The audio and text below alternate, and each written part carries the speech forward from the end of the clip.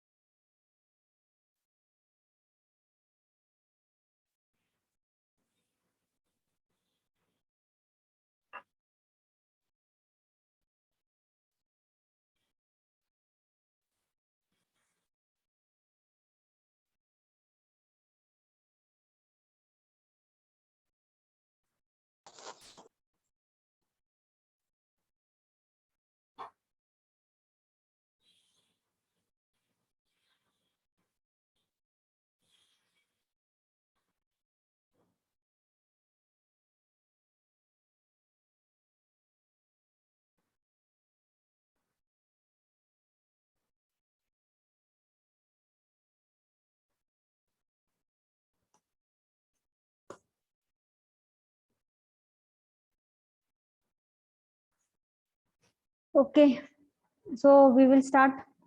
सगळे आलेत का? 35 स्टुडंट्स प्रेझेंट आहेत फक्त.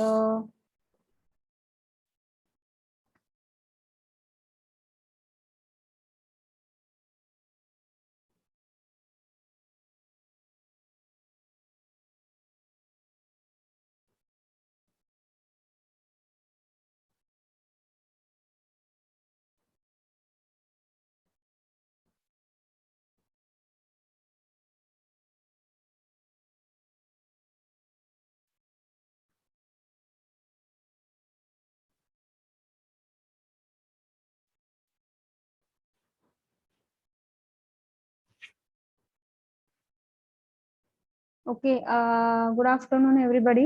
So we will start the transistor chapter, that is the set 7 chapter. We will start. So what is transistor first of all? So the transistor is defined as a device which convert one form of energy into another form of energy. So it is a device that will convert what? एक form of energy दुसऱ्या form of energy मध्ये convert करतोय. तो device म्हणजे तुमचा काय आहे? ट्रान्झ्युसर आहे. So what are the examples of transducer? That is nothing but thermocouple. Thermocouple आपण बघणार आहोत त्याचं कन्स्ट्रक्शन. नंतर थर्मिस्टर. थर्मिस्टर तुम्हाला माहित असते की त्याचं टेम्परेचर काय झालेलं आहे? टेम्परेचर जर चेंज झालं तर रेजिस्टरची व्हॅल्यू पण चेंज होते. That is nothing but thermistor. नंतर रेजिस्टन्स टेम्परेचर डिटेक्टर. रेजिस्टन्स आणि temperature detectors that is RTD. Strain gauge that is pressure जेव्हा तुम्ही अप्लाय करता आहात त्यामुळे रेजिस्टन्स त्या गॉजचा चेंज होतो आहे आणि तुम्हाला आउटपुट व्होल्टेज मिळत आहे. So change in the pressure it will result in to the output voltage. LVDT linearly variable differential transducer किंवा ट्रान्सफॉर्मर. डिस्प्लेसमेंट चेंज केलं तुम्ही, डिस्प्लेसमेंट इनपुट असेल तर तुम्हाला आउटपुट काय मिळणार आहे? That is change in the voltage. So LVDT linearly variable differential transformer or transducer. And photoelectrical pickup, that is whatever the light photo is there, that will be converted into electrical voltage, that is photoelectrical pickup. So this all are nothing but they are the transducer that are converting one form of energy into another form. So this is nothing but these are the example of transducer that we are going to see in the our syllabus. Out of that, thermocouple we are going to see thermistor, strain gauge, LVDT, and photoelectric pickup we are going to see. RTD it is not for your syllabus. So resistance temperature detector it is not for your syllabus. Out of that we will see remaining whatever the 5 strain gauge are there, that we are 5 thermocouple transducer are there ते आपल्याला बघायचे आहेत. आता ट्रान्झ्युसर पण classify केले जातात दोन type मध्ये. मग ते कुठले कुठले आहेत classification of transducer? One is passive transducer and the second is active transducer. Passive transducer म्हणजे नक्की काय आहे?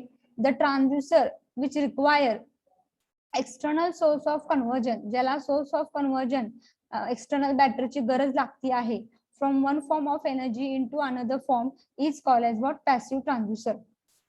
दॅट इज द ट्रान्झिस्टरला एक एक्सटर्नल सोर्स लागतो आहे स्वतः कन्वर्ट करायला one form of energy into another form. त्यावेळेस त्या ट्रान्झिस्टरला आपण काय म्हणतो आहे, पॅसिव्ह ट्रान्सड्यूसर म्हणतो आहे. मग एक्झाम्पल काय आहे, स्ट्रेन गेज आहे, नंतर एलव्हीडीटी आहे, तर फोटो इलेक्ट्रिकल पिकअप आहे. This are nothing but that is called as a passive transducer. दुसरं काय आहे, ऍक्टिव्ह ट्रान्सड्यूसर. ऍक्टिव्ह म्हणजे स्वतःहून तो ऐकाने एनर्जी कन्वर्ट करतोय. It is not requiring external energy sources. So transducer which does not require external energy source, for that conversion of one form of energy into energy. तो convert करतोय one form of energy into another form, but it is not requiring external power supply for its conversion. So it is called as the active transducer. So that type of transducer, they are nothing but they are called as thermocouple or solar cells. Active आहेत ते, active type of transducer. मग तुम्हाला MCQ ला विचारू शकतात की this is which type of transducer, strain gauge, whether it is passive, active or other type. So LVDT कुठला आहे, फोटो इलेक्ट्रिकल म्हणजे पॅसिव्ह म्हणजे नक्की काय, which requires external source, not required, none of this. सो they can ask you the MCQ. So you must know what is passive, active, and what are the examples of passive and active. So this is about the passive active transducer. नंतर ट्रान्सड्यूसरला कुठल्याही transducer कुठल्याही particular application साठी जर select करायचं म्हटलं आणि त्या application साठी वापरायचं म्हटलं की त्याचे पॅरामीटर्स आपल्याला माहित असायला पाहिजे. कुठले कुठले पॅरामीटर्स आहेत ते आपण बघायचे आहेत. कुठले कुठले पॅरामीटर तुम्ही घेणार आहात, कन्सिडर करणार आहात जेव्हा आपण तो ट्रान्सड्यूसर एका पर्टिक्युलर ऍप्लिकेशन साठी वापरतो. मग कुठले कुठले पॅरामीटर्स आहेत. So they can ask which are the following, what are the parameters why selecting the transducer. Linearity आहे का, ऑपरेटिंग रेंज का, अजून काहीतरी दिलं असणार आहे. आणि 4 options will be there or 3 options will be there on all of the above. So you must know which are the selection parameter for the transducer. कुठलाही ट्रान्सड्यूसर कुठल्याही पर्टिक्युलर ऍप्लिकेशन साठी सिलेक्ट करायचा म्हटलं की तुम्हाला त्याचे पॅरामीटर्स माहित असायला पाहिजे. मग पहिली पॅरामीटर काय, लिनियरिटी. म्हणजे लिनियरिटी म्हणजेच काय आहे की बाबा तुमचं जे काय तुमचं आउटपुट आणि इनपुट, तुम्हाला इनपुट फॉर्म ऑफ एनर्जी, एक फॉर्म ऑफ एनर्जी असणार आहे तुमच्या ह्याला ट्रान्सड्यूसरला. मग ती जी काय दुसरी form of energy transducer output करत आहे त्याचे जे तुम्हाला टेबल जे काय एक्सपेरिमेंट्स रिझल्ट मिळालेले आहेत त्याचा आणि इनपुटचा जर तुम्ही ग्राफ ड्रॉ केला तर तो ग्राफ हा तुमचा काय यायला पाहिजे आहे, लिनियर यायला पाहिजे आहे. That graph will be what, that is nothing but it will be linear. So the first very important property is nothing but it is linearity. तुमचं इनपुट आणि आउटपुट हे लिनियर असायला पाहिजे आहे. हे झालं पहिल्या बाबतीत आहे. दुसरं का आपण म्हणू शकतो सेन्सिटिव्हिटी. सेन्सिटिव्हिटीच्या बाबतीत काय आहे की ट्रान्सड्यूसरचा जे काही सेन्सिटिव्हिटी ती हाय असायला पाहिजे आहे. त्यामुळे सेन्सिटिव्हिटी जर ट्रान्सड्यूसरची आपण कन्सिडर केली की त्याची सेन्सिटिव्हिटी काय असायला पाहिजे आहे, हाय असायला पाहिजे.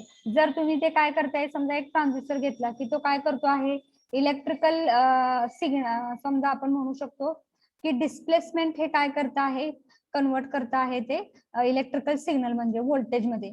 मग त्याचे सेन्सिटिव्हिटी आपण कसं मेजर करणार आहे, तुमचं इनपुट काय आहे, व्हॉट इज दॅट, डिस्प्लेसमेंट आहे. म्हणजे ते मीटर मध्ये असेल, मिलीमीटर मध्ये असेल, सेंटीमीटर मध्ये असेल आणि तुम्हाला कन्वर्ट करता येते व्होल्टेज मध्ये. मग व्होल्टेज मध्ये जर कन्वर्ट करत असेल तर तुमचं सेन्सिटिव्हिटी हे कशामध्ये येणार आहे, it will be, the unit will be what is your input, the input is displacement that is समजा असेल मिलीमीटर मध्ये किंवा सेंटीमीटर मध्ये, divided by what is your output, the output will be nothing but voltage.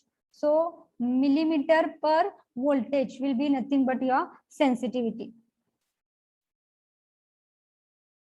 मग नंतर operating range काय आहे. Operating range म्हणजे काय आहे की कुठल्याही ट्रान्सड्यूसर साठी तुम्हाला इनपुट काय लागते, ऑपरेट करण्यासाठी त्याची रेंज काय आहे, मग ते व्होल्टेजचं रेंज काय आहे.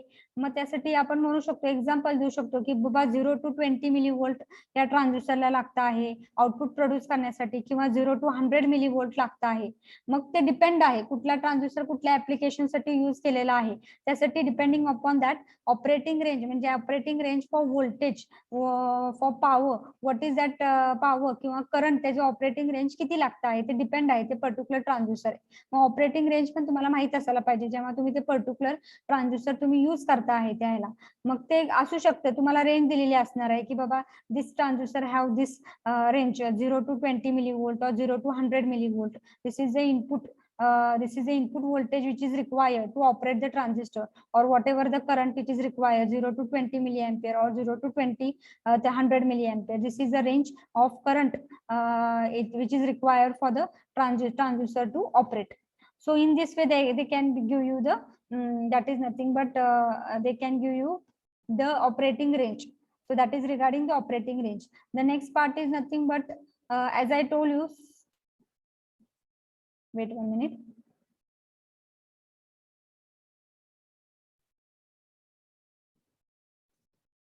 Accuracy कुठल्याही ट्रान्झिस्टरची काय असायला पाहिजे, that is nothing but it should be accuracy should be what, that is it should be high. Accuracy ही हाय असायलाच पाहिजे. कुठलाही आपण डिव्हाइस यूज करतोय म्हणजे ते accurate रिझल्ट द्यायला पाहिजे आहे. Transistor one form of energy into another form करतोय म्हणजे अदर फॉर्म तुम्हाला कन्वर्ट करता आहे. जे काय तुम्हाला व्होल्टेज किंवा कशामध्ये पण तुम्हाला जे काय आउटपुट फॉर्म मिळत आहे ते अॅक्युरेटली इनपुटला मॅच व्हायला पाहिजे आहे. त्याचा जो ग्राफ आहे तो ग्राफ किंवा अॅक्युरेटली त्याचे रिझल्ट हे मॅच व्हायला पाहिजे इनपुटशी, त्याचा काहीतरी रिलेशन्स असायला पाहिजे. So that accuracy should be there for the transistor. हा accuracy should be there.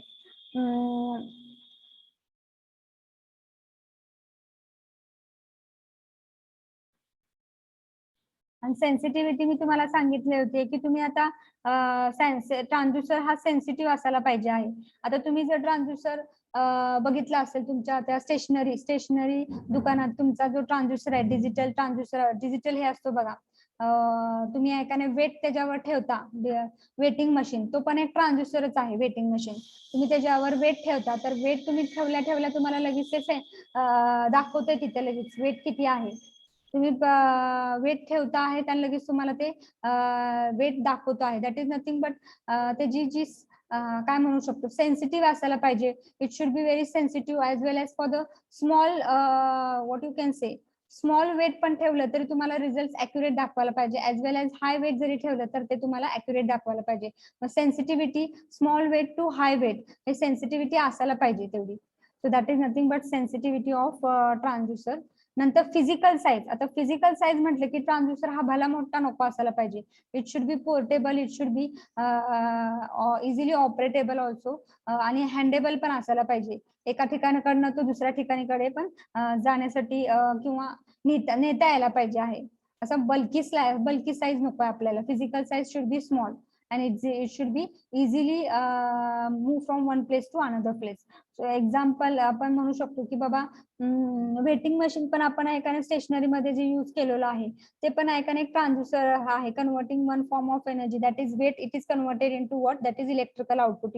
Electrical output तुम्हाला दाखवत आहे. मग ते पण एक ट्रान्झिस्टरच आहे. तिथं काय करत आहे त्याची फिजिकल साईज वेटिंग मशीनची. आता स्टेशनरी दुकान आहे म्हणजे त्याची फिजिकल साईज किती आहे, थोडीशी आहे. ज्याचे काय रेक्टँग्युलर बॉक्स असेल तेवढाच. तो जर भला मोठा असला असता बल्की शेप मध्ये तर त्याचा काय उपयोग झाला असता का? एवढा मोठा ट्रान्झिस्टर आहे का? म्हणजे तसं ते हे आहे की तुम्ही जेव्हा तुम्ही ते ट्रान्झिस्टर असं ठरवायचं स्टेशनरी दुकानात आपल्याला ठेवायचं आहे म्हणजे त्याची साईज काय असायला पाहिजे, लिमिटेड, म्हणजे रेक्टँग्युलर बॉक्स एवढी असायला पाहिजे आहे. छोट्या रेक्टँग्युलर बॉक्स मध्ये बल्की नको असायला पाहिजे. So and it should be easily portable also. You can move from one place to another. So that physical size matter consider करते. पॉवर रिक्वायरमेंट जेवढी पॉवर लागते आहे ट्रान्झिस्टर ऑपरेट करण्यासाठी तेवढी पॉवर रिक्वायरमेंट तुम्ही त्याला द्यायला पाहिजे. मगच तो चांगला ऑपरेट तुम्हाला अॅक्युरेटली रिझल्ट देणार आहे. आणि नॉईज म्हणजे जेव्हा तुमचं it should not whatever the external parameters are there. External parameters म्हणजे आता समजा तुम्ही सराफाच्या दुकानात गेला, सराफाच्या दुकानात जे काही ट्रान्झिस्टर तुम्ही जे 1 ग्रॅम मेजर करता आहेत बघा, 1 ग्रॅम पण वजन मेजर करतात अंगठी असेल किंवा ह्याच्यामध्ये, मग तिथं ते जे ट्रान्झिस्टर आहे ते व्हेरी सेन्सिटिव्ह असतात. ते व्हेरी सेन्सिटिव्ह असतात as compare to what that is stationary जिथे आपले ट्रान्झिस्टर आहेत किंवा ते वेटिंग मशीन्स आहेत.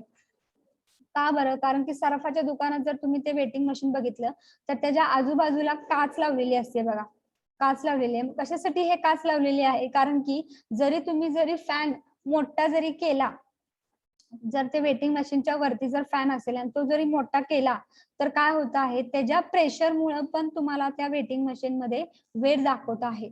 मग ते जे आहे बाकीचे एन्व्हायरमेंटचे जे काय इफेक्ट्स असतील, नॉईज असतील किंवा जे काय प्रेशर असेल, it should not affect the whatever the output of the transistor. म्हणजे एक्सटर्नल नॉईज असेल, एक्सटर्नल प्रेशर असेल, it should not affect the results of that transducer. All this parameters you are going to see it before when you are going to use the transducer for a particular application. हे सगळे त्याचे parameters आहेत. Linearity, operating range, sensitivity, accuracy, physical size, power requirement and noise.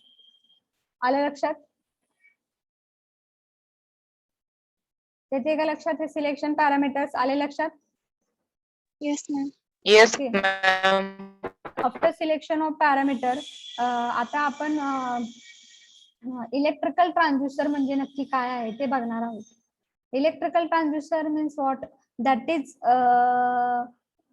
तुमचं input काय पण असेल, input तुमचं displacement असेल किंवा तुमचं input whatever it may be physical, what you can optical also, म्हणजे लाईट इनपुट असेल किंवा तुमचं इनपुट डिस्प्लेसमेंट असेल, मेकॅनिकलची तर डिस्प्लेसमेंट येत आहे. तर तुमचं जेव्हा आउटपुट हे इलेक्ट्रिकल टर्म्स मध्ये असतील, म्हणजे एकतर व्होल्टेज असेल किंवा करंट असेल किंवा रेझिस्टन्स मध्ये असेल, म्हणजे जेव्हा तुमचा आउटपुट कुठल्याही ट्रान्सड्युसरचं आउटपुट जेव्हा ते इलेक्ट्रिकल टर्म्स मध्ये असेल, in suppose such as voltage मध्ये असेल किंवा करंट मध्ये असेल किंवा रेझिस्टन्स मध्ये असेल, such type of transducer, it is nothing but it is called as the electrical transducer. And mostly nowadays electrical transducer are used. Then why electrical transducer are used? What are the advantages of electrical transducer? म्हणजे आता जर आपण तुम्ही stationery मध्ये बघितलं किंवा सर्फाच्या दुकानात बघितलं, तिथे जे ट्रान्सड्युसर यूज केलेले आहेत, वेटिंग मशीन्स, ते पण आहे, तुम्हाला इलेक्ट्रिकल आउटपुटच देते. तुम्हाला ते जे आहे डिजिटल तुम्हाला नंबर दिसतात ते इलेक्ट्रिकल आउटपुटच आहे. फक्त ते काय केलेले असतात, त्याचे स्केल चेंज केलेली असते. स्केल चेंज केले, तुम्ही वेट पुटअप करताय, खरं तुम्हाला ते काय मिळते आहे, युनिट तुमचं ते वेट मध्ये दाखवते. खरं ते इलेक्ट्रिकल आउटपुट आहे, but it is calibrated in terms of what weight. मग तिथं म्हणजेच इलेक्ट्रिकल ट्रान्सड्युसरचे ऍडव्हान्टेजेस काय आहेत की ते आता मोस्टली यूज केले जातात. मग काय आहे ते ऍडव्हान्टेजेस, मग ते आपण बघूया. What are the advantages of electrical transducer? Advantages of electrical transducer काय आहे? That is electrical amplification can be easily done. आत्ताच आपण ट्रान्सड्युसर मध्ये पार्ट बघितला होता, एम्प्लिफिकेशन कसं करतो आपण सिग्नलचं, व्होल्टेज एम्प्लिफिकेशन. म्हणजे आपण जर इलेक्ट्रिकल आउटपुट असेल, व्होल्टेज असेल, करंट असेल, त्याचं एम्प्लिफिकेशन आपल्याला इझिली करता येतं. म्हणून हे ऍडव्हान्टेजेस आहे इलेक्ट्रिकल ट्रान्सड्युसरचे. इलेक्ट्रिकल ट्रान्सड्युसर म्हणजे त्याचं आउटपुट इलेक्ट्रिकल मध्ये असणार आहे. मग त्याचं इलेक्ट्रिकल एम्प्लिफिकेशन जर आपल्याला कुठल्या तरी दुसऱ्या डिव्हाइसला एम्प्लिफाय करून सिग्नल द्यायचा असेल तर ते एम्प्लिफिकेशन आपण इझिली करू शकतो. नंतर आउटपुट आहे इलेक्ट्रिकलचे, आपण ते इझिली रेकॉर्ड करू शकतो किंवा इंडिकेट करू शकतो, सेन्सिंग मीडियमने रेकॉर्ड करू शकतो इझिली. ते एक सांगायचं आहे. नंतर output can be easily transmitted and process for the purpose of measurement. म्हणजे आउटपुट हे जे काही इलेक्ट्रिकल आउटपुट आहे ते आपण इझिली ट्रान्समिट करू शकतो, प्रोसेस करू शकतो. बाकीच्या मेजरमेंटसाठी, कुठल्याही बाकीच्या मेजरमेंट्स आपल्याला जर समजा करायचे असतील, ते आपण इझिली कुठल्या तरी दुसऱ्या ठिकाणी जर आपल्याला ते मेजर करायचे असतील ते आउटपुट आपण इझिली ट्रान्समिट करू शकतो, प्रोसेस करू शकतो for the purpose of what measurement. And the signal whatever the electrical output, if it is created by one type of transducer, you can combine with the another type of transducer output also, and both that signal will be combined to get the new combination. मग तसं आपण combination पण करू शकतो की दोन्ही transducer, similar ट्रान्सड्युसरचे दोन्ही output आपण काय करू शकतो, मिक्स करू शकतो to provide a new combination, to obtain a new combination. So this mixing of signals, mixing of the electrical signal can be only done. Signals mixing करू शकतो जर ते इलेक्ट्रिकल आउटपुट असतील तर. बाकीचे जे आउटपुट असतील तर आपण ते मिक्स करू शकत नाही. फक्त ते इलेक्ट्रिकल आउटपुट असतील तर आपण ते मिक्स करू शकतो आणि आपण एक वेगळं कॉम्बिनेशन तयार करू शकतो. हे आहेत ऍडव्हान्टेजेस. एम्प्लिफिकेशन इझिली असतं आहे, आउटपुट आपण रेकॉर्ड इझिली करू शकतो, ट्रान्समिट पण करू शकतो आउटपुट, आणि प्रोसेस पण करू शकतो, कॅल्क्युलेशन त्याच्यावरती वेगवेगळे for the purpose of measurement. आणि सिग्नल जे काय आहे आउटपुट सिग्नल तुमचे ते तुम्ही सिमिलर ट्रान्सड्युसरच्या आउटपुटशी तुम्ही मिक्स करून नवीन एक कॉम्बिनेशन तयार करू शकता. हे ऍडव्हान्टेजेस आहे electrical transducer over other type of transducer. हे झालं, लक्षात आलेलं आहे का? आता आपण पहिला जो ट्रान्सड्युसर बघणार आहे तो बघणार आहे linearly variable differential transducer, or it is also called as a transformer.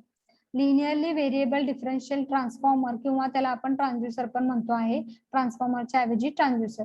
Transformer का म्हटलं ह्याला, कारण की त्याचं जे कन्स्ट्रक्शन आहे त्यामध्ये प्रायमरी वाइंडिंग पण येते आहे आणि सेकंडरी वाइंडिंग पण येते आहे, म्हणून त्याला ट्रान्सफॉर्मर सांगितलेलं आहे.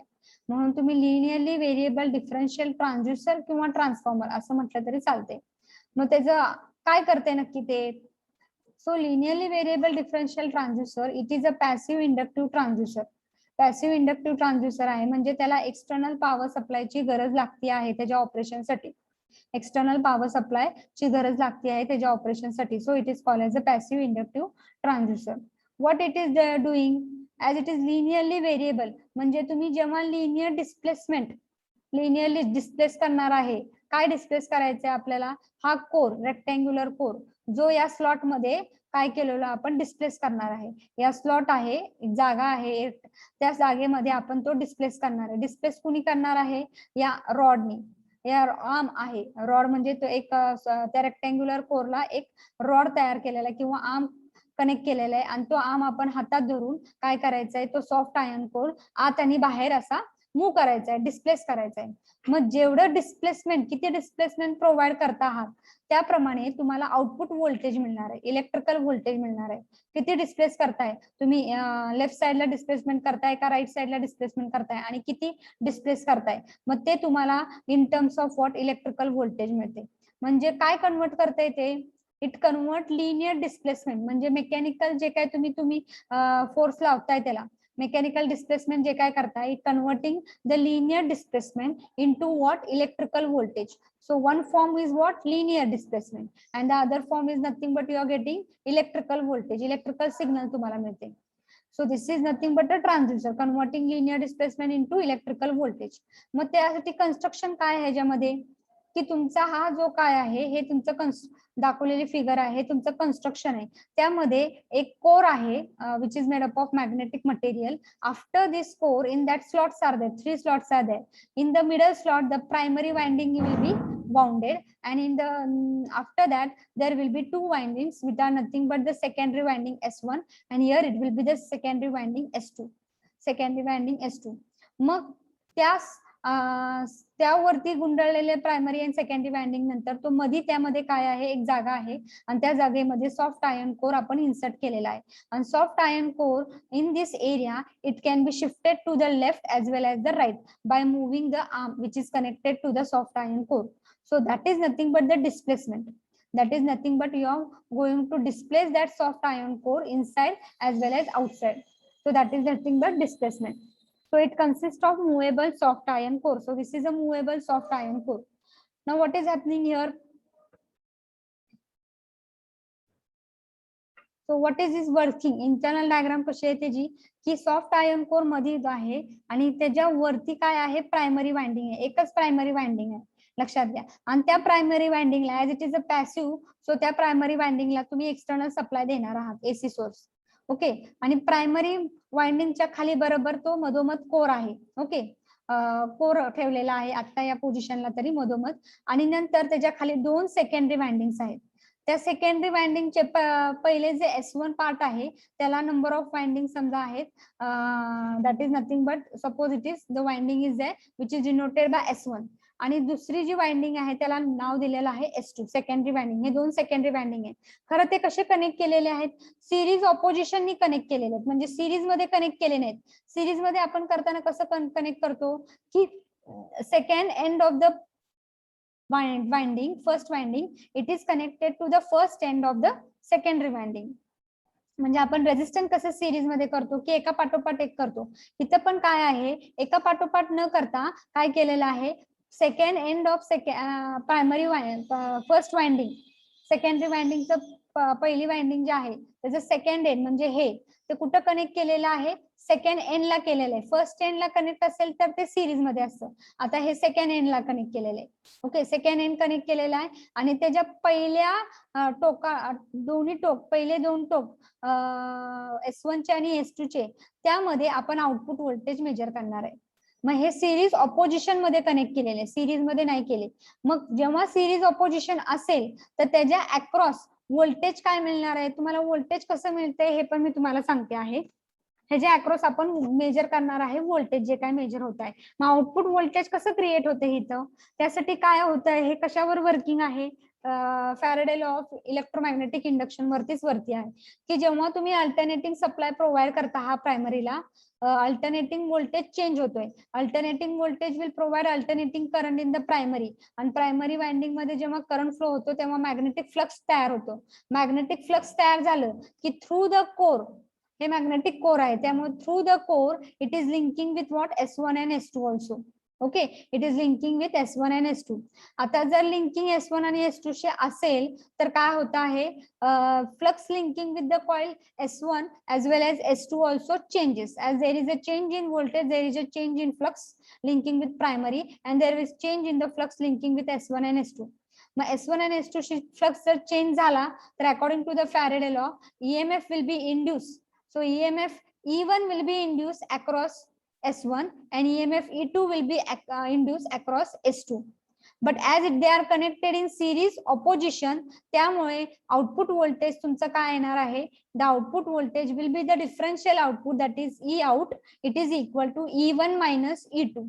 सिरीज मध्ये जर कनेक्ट केलं असेल तर तुमचं व्होल्टेज काय होणार आहे, V1 प्लस V2 होणार आहे. खरं हे सिरीज ऑपोजिशन मध्ये कनेक्ट केलेलं आहे त्यामुळे हे जे आउटपुट व्होल्टेज आहे ते तुम्हाला कसं मिळतं आहे, E1 मायनस ऑफ E2. म्हणजे E1 म्हणजे व्होल्टेज अक्रॉस S1 च्या इथं जे डेव्हलप झाले ते, आणि E2 म्हणजे व्होल्टेज E2 जे हे जे अक्रॉस झालेलं आहे S2 च्या अक्रॉस. मग E1 मायनस E2 तुम्हाला हे आउटपुट व्होल्टेज मिळतं आहे ज्या या दोन पॉइंट मध्ये. So that is why, because they are connected in series opposition. Series मध्ये असेल तर V1 plus V2 मिळत आहे, खरं series opposition आहे म्हणून E1 minus E2 मिळते. मग हे झालं तुमचं असं वर्किंग होते. आता आपल्याला डिस्प्लेसमेंट बघायची आहे. मग आता 3 कंडिशन्स आहेत आपल्याला बघायच्या आहेत, की जेव्हा कोर हा नल पोझिशनला असतो, नल म्हणजे एकदम सेंटरला, null position is nothing but it is considered as this position only, that is it will be at the center, मधोमध असणार आहे जेव्हा प्रायमरी वाइंडिंगच्या मधो खाली बरोबर. ओके, मग जेव्हा मधोमध असेल मग काय होणार आहे यावेळेस ते आपण बघूया. that is at the null position. When the core will be at the null position, what is happening? When the core will be at null position, whatever the flux will be linking with the primary, the flux linking with the primary through the core, it will be the same linking with what S1 and S2. जो काय तुमचा S1 शी link होतो आहे त्यासारखाच flux काय आहे, same flux link होणार आहे S2 शी, कारण की कोर हा दोघांच्या पण बरोबर खाली आहे, मधोमध आहे. मधोमध असल्यामुळे जो काय फ्लक्स प्रायमरीशी लिंक होणार आहे त्यातलं तो डिस्ट्रीब्यूट होणार आहे, अर्धा इकडे जाणार आहे अर्धा इकडे जाणार आहे. त्यामुळे same flux will be linking with what, both the winding S1 and S2. As same flux is linking with both the winding S1 and S2, that is same amount of flux will be linking with S1 and S2. Therefore EMF which will be produced by electromagnetic induction, the EMF will be also same, that is E1 will be equal to E2. As E1 will be equal to E2, therefore the output voltage which will be we are measuring at that point, which point, that is output voltage which is measuring at this point, E1 and minus E2, आणि आपल्याला मिळाले E1 it is equal to E2, आणि output व्होल्टेजचं equation काय, E1 minus E2 आहे. मग E1 minus E2 काय असणार आहे, E1 minus E2 what will be there, E1 आणि E2 दोन्ही पण सेम आहे त्यामुळे E output E1 minus E2 काय असणार आहे, दोन्ही पण सेम असल्यामुळे ते आउटपुट काय झालेलं आहे तुमचं 0. म्हणजे जेव्हा नल पोझिशनला असतो, काही डिस्प्लेसमेंट नाही म्हणजे मधोमध असतो, तेव्हा तुमचा आउटपुट तुम्हाला काय मिळतं आहे, आउटपुट तुम्हाला 0 मिळतं आहे. लक्षात घ्या, कारण की आपण डिस्प्लेसमेंट केलीच नाहीये त्यामुळे तिथं आउटपुट काय राहिलेलं आहे तुमचं 0 आहे. आता जर तुम्ही सेकंड पोझिशन म्हणजेच काय, left position. Now when the core will be towards the left, toward the लेफ्टनी आपण त्या आर्मनी काय केलेलं आहे, कोर अलीकडे घेतलेला आहे. जेव्हा कोर अलीकडे घेतलेला आहे तर तुम्हाला या फिगर मध्ये दिसतो आहे की प्रायमरी वाइंडिंगचा मध्ये जो काय फ्लक्स लिंक झालेला आहे, most of the flux through the core it is linking with S1. जास्त प्रमाणात तो लिंक होतोय S1 शी, कारण की कोर सगळा जो 80% कोर आहे तो S1 च्या वरती आहे आणि राहिलेला थोडा कोर S2 च्या वरती आहे. S2 च्या वरती थोडाच आहे. त्यामुळे नॉर्मली 80 to 85% जो फ्लक्स आहे तो लिंक होतोय S1 शी आणि थोड्या प्रमाणात लिंक होतोय S2 शी. मग जो काय तुमचा फॅराडे लॉ आणि EMF इंड्यूस होणार आहे तो जास्त होणार आहे S1 मध्ये आणि S2 मध्ये तो कमी होणार आहे. So E1 will be greater than E2. E1 will be greater than E2 and therefore E out will be E1 minus E2 आणि E1 जर greater असेल as compared to E2, whatever this subtraction will be there, that will be positive because E1 is greater than E2. So that will be positive. So left ला तुम्ही केलं तर तुम्हाला positive value off voltage मिळणार आहेत.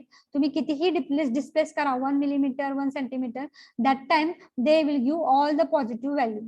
आता जर तुम्ही राईटला डिस्प्लेस केलं तर काय होणार आहे, most of the flux will link with what S2 and remaining flux will link with what, remaining small flux will be linking with what, that is nothing but S1. त्यामुळे जो काही EMF तुमचा generate झालेला आहे तो E2 आता जास्त असणार आहे as compared to E1. So therefore the output voltage E1 minus E2 जास्त आहे आणि E1 कमी आहे, त्यामुळे हा तुमचा आउटपुट काय येणार आहे, निगेटिव्ह येणार आहे. मग ते तुम्ही डिस्प्लेस करा कितीने पण 1 सेंटीमीटर 1 मिलीमीटर 2 मिलीमीटर आणि त्याप्रमाणे तुम्हाला इतर रिझल्ट काय मिळणार आहे, निगेटिव्ह मिळणार आहेत सगळे. ओके, मग म्हणून आपण काय म्हणू शकतो, this is LVDT. It is nothing but it can be use to what, it can be used to measure the displacement, but that displacement will be converted into what, that is output voltage. If you are getting all the positive values, then your displacement it is toward the left of that whatever the primary and that is more, it is towards the S1, core is moved toward the S1, and if it is at the middle, the output will be 0, and if your displacement is toward the right, the output will be all the negatives. So in this way, whatever the displacement will be provided by that core, it will be converted into what, the output voltage, and you will get the results. And you can plot different plots of that output voltage versus the displacement. That graph will be what, linear. आलं का लक्षात? लक्षात आलंय का LVDT? Okay with this? Yes, ma'am. Yes, ma'am. Okay, so this is about LVDT. What can they can ask you is nothing but in LVDT, which type of transducer it is. Second is what it is converting LVDT. Linear displacement into voltage. Output electrical voltage convert करते. मग जेव्हा in LVDT, if the position is at null position, if the core is at null position, what is your output? If it is left to the null position, what is its output? And if it is right at the right to the null position, what is its output? मग हे तुम्हाला माहिती असायला पाहिजे, output काय आहे, negative कधी येते, पॉझिटिव्ह कधी येते, आणि आउटपुटचं इक्वेशन काय, E1 minus E2. Okay, so this is about LVDT. The next part that you are going to see, it is nothing but the second type of transducer, reluctance pulse pickup. Reluctance pulse pickup transducer. What is reluctance pulse pickup? For that, this is the arrangement of that transducer. So it is principle behind what is that reluctance pulse pickup. That is, it is based on the principle that if the field of a magnet, it is changed momentarily by the motion of external magnetic body, a voltage pulse is generated at the coil because change in the flux surrounding the coil. म्हणजे याचं principal काय आहे की बाबा हा तुमचा पहिला magnet आहे, फेरोमॅग्नेटिक कोर आहे किंवा मॅग्नेट आहे, फेरोमॅग्नेटिक मटेरियलनी बनवलेला. मग आणि एक एक मॅग्नेट आहे हा, त्यामुळे त्याला मॅग्नेटिक फील्ड काहीतरी तयार झालेली असणार आहे, यामध्ये ह्याच्या अराउंड मॅग्नेटिक फील्ड तयार झालेली असणार आहे. आता त्या मॅग्नेटिक फील्ड मध्ये एक टार्गेट बॉडी आणलेली आहे, म्हणजे दुसरा मॅग्नेट आणलेला आहे. त्या मॅग्नेटला काय म्हणतोय, टार्गेट आहे.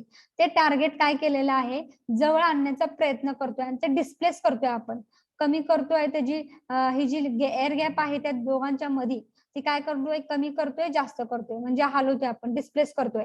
मग प्रत्येक वेळेस जेव्हा तुम्ही तो जवळ आणण्याचा प्रयत्न करणार, एका पर्टिक्युलर लेंथ असणार आहे या एअर गॅपची, तो जवळ आणण्याचा प्रयत्न करणार, तर तुम्हाला या कोरला अगोदरच्या मॅग्नेटला एक कॉईल वाउंड केलेली आहे, तर त्या कॉईलच्या बरोबर मध्ये म्हणजे कॉईलचे जे आउटपुट जर तुम्ही बघितलं की प्रत्येक वेळेस जेव्हा हे टार्गेट जवळ आणण्याचा प्रयत्न केला तर इथे एक आउटपुट पल्स तयार झालेली आहे. आउटपुट पल्स एक तयार झालेली आहे. मग ती का तयार होती आहे? कारण की तुम्ही काय करता आहात, या दोघांमधला जो जे लेंथ आहे, length of that air gap, तो तुम्ही काय करता आहात, चेंज करता आहात. मग length of the air gap change झाला की एअर गॅप लेंथ म्हणजेच काय, LG किंवा L म्हणू शकतो. मग तो रिलक्टन्स वर डिपेंड आहे, लक्षात घ्या. रिलक्टन्सचा फॉर्म्युला जर तुम्हाला माहित असेल तर S is equal to L divided by म्यू0 म्यू R इंटू A, म्हणजे तो L वर डिपेंड आहे. मग L जर चेंज झाला तर तो रिलक्टन्स पण त्यामध्ये चेंज होतोय, आणि रिलक्टन्स झाला तर त्या कॉइल मधला इंडक्टन्स काय होतोय, चेंज होतो आहे. आणि दॅट इंडक्टन्स और इंडक्टन्स चेंज झाला किंवा त्यातलं मॅग्नेटिक फील्ड चेंज झालं की तिथे तुम्हाला आउटपुट पल्स तयार होती आहे.